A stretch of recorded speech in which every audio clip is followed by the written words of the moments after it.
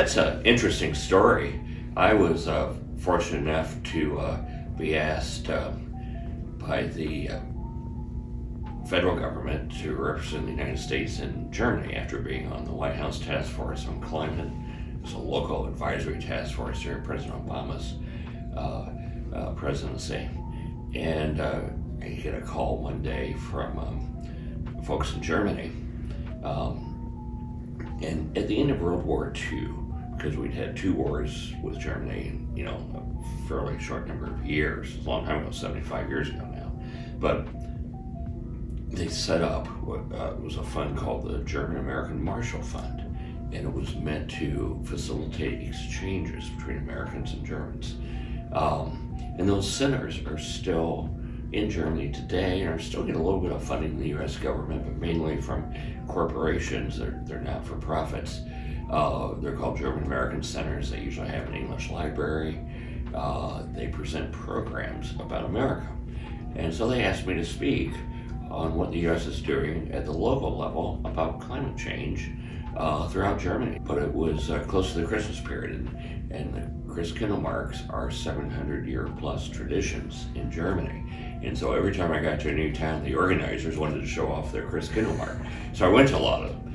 And I thought, this would be really fun to do around the Palladium. And so I thought, well, the city can help get us started. So we set up a not-for-profit corporation.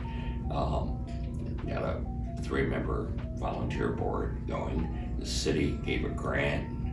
I was able to find plans and explain to everyone here that the huts had to be very authentic looking. We ended up hiring a person who just randomly met in Carmel at a business meeting, Maria Murphy, and her husband Brian. So I'm really excited. Hundreds of thousands of people come to the market each year, and they're able to participate in the things we have going on at the Palladium, the holiday concerts, the 2 theaters nearby, the Feinstein Club. They can stay at the Hotel Carmel, use the Monon Trail, enjoy Midtown Plaza and everything that Carmel has to answer. Part of the tradition in Germany is also Hanukkah, because Germany traditionally had a very big Jewish population. And so we had a little ceremony to celebrate Hanukkah with people in Carmel that is part of their faith tradition, in the Jewish faith. And a big menorah in the pavilion, and lit the candles and handed out chocolate candy to the children. And one of the rabbis told a brief story, the Hanukkah story, and that was a lot of fun too. The importance of events like this is that we don't have any mountains or oceans in Carmel. We also don't have good weather. So I always say we have to embrace winter. There's no bad weather, just bad clothing. And we need to get people out, especially in the partisan divides we see in the country today. We need to make sure that people from all different backgrounds, racial backgrounds, religious faith, different faith backgrounds, place of origin, all these people need places, really the public square, in our case, in a literal way. We need public squares to come together, get to know each other, and that's what's not happening so much in so many places in the country, I think. But holidays are the perfect time to do it, and Carmel's got a lot of events planned.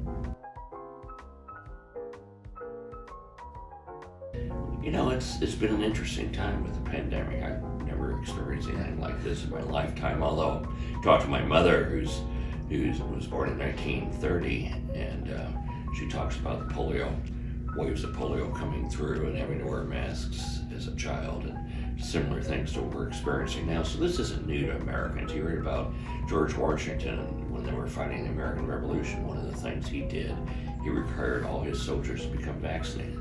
Back then it was really dangerous because you had 2 or 3% actually die from that, because they were giving live virus to people, but it managed to keep that army, for the most part, alive and healthy. So these are not new things in our country, but it's been a challenge. Fortunately, Carmel's unemployment rate is very good. Our tax revenues did not fall during 2020 or 2021, they went up. We've continued to see tremendous interest in developing our downtown. I told someone earlier today that I haven't seen this much business activity interacting with our city government since before the Great Recession. So in 2009, 2010, a long time ago. So it's a good time in Carmel. We're continuing to enter into public-private partnerships to enhance our downtown. We're continuing to build roundabouts and make a lot of traffic improvements, especially in the Home Place area, which is our most recent annexation area. That area has suffered because it wasn't part of the city. It didn't get as much infrastructure investment over the years, and we've already made a lot of changes in that area. A lot of them underground, which people can't see, but water's now provided to everybody in the area, and it wasn't previously. And next year's gonna be a lot of road improvements and safety improvements as well. Well, we have a lot of redevelopment projects going on. The way we rebuilt the Monon Trail around the Midtown area, that's going to continue south of City Center Drive through the City Center area. The last two buildings in the original City Center plan that I laid out in May of 1997 are under construction. Will be finished towards the end of next year. If everything stays on schedule, we have the Melange development here by the fire station. Proscenium will be finished just to the south of City Hall. That's where the Wahlburgers is. There's a Proscenium 2 is going to take place across the street. There's new construction in the corner of 116th and Rangeline. Beautiful new building the redevelopment commission has worked with the kite company to build. And then where the bank used to be at the corner of Main and Rangeline, that's going to be a beautiful new redevelopment project as well, with ground floor restaurants and retail. Then out of Main and across from Olivia Square in Main and Guilford, going to be a new redevelopment project there. There's a lot of activity down in the Market District on the near west side. So we have a lot of people. Oh, and the Republic Airways, if you read about that, they're building a corporate headquarters and training center in Carmel and investing $200 million. That's unheard of sort of private sector investment in the city. We're allowing them to use a portion of their tax money to build parking structures on the site and build the streets on the site. So we can do that and make the site much more walkable if you don't have those big service parking lots, but yet not impact the taxes that we pay, because it's all coming out of the new taxes. And that's what we try to do when we do our redevelopment commission public-private partnerships. We take the new taxes from the development and use them to support and make that new development really nice. That's how we can afford brick streets and beautiful fountains and sculpture and all the things that make Carmel really special.